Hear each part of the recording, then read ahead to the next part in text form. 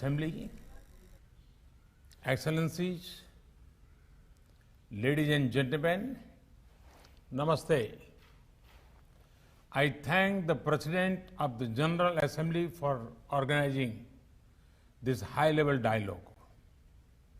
Land is the fundamental building block for supporting all lives and livelihoods.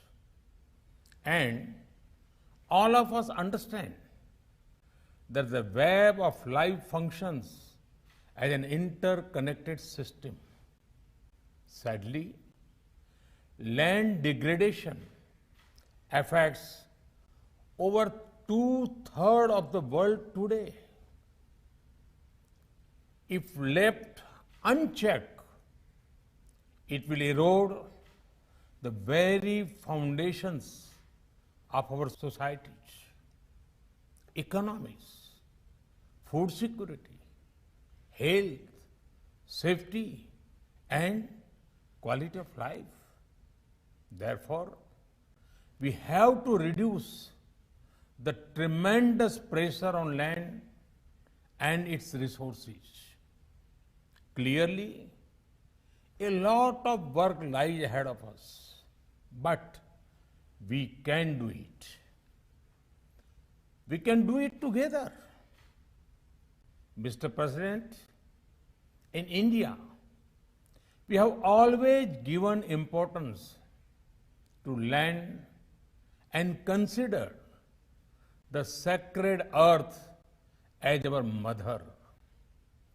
India has taken the lead to highlight land degradation issues at international forums.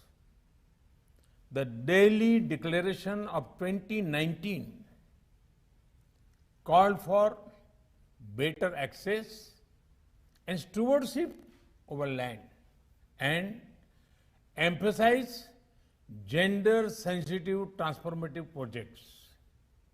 In India, over the last 10 years, around 3 million hectares of forest cover has been added.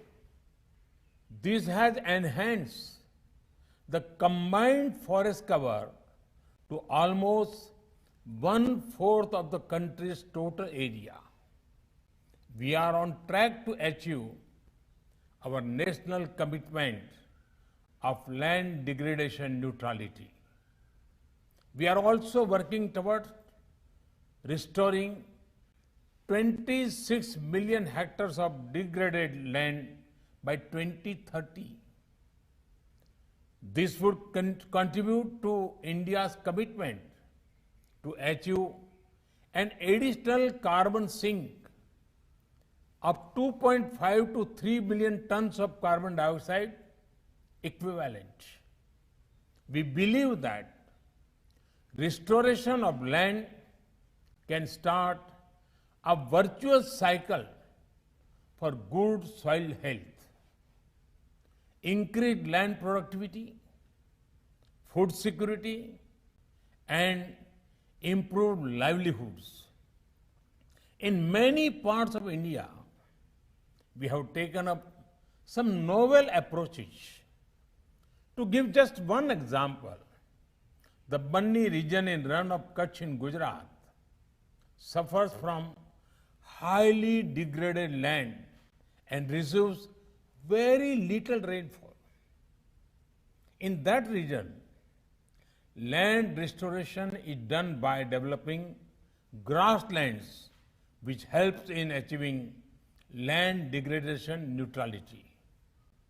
It also supports pastoral activities and livelihood by promoting animal husbandry. In the same spirit, we need to devise effective strategies for land restoration while promoting indigenous techniques. Mr. President, land degradation poses a special challenge to the developing world.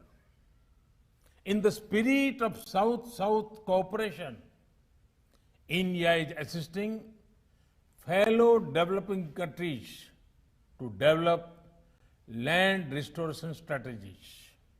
A center of excellence is being set up in India to promote a scientific approach towards land degradation issues.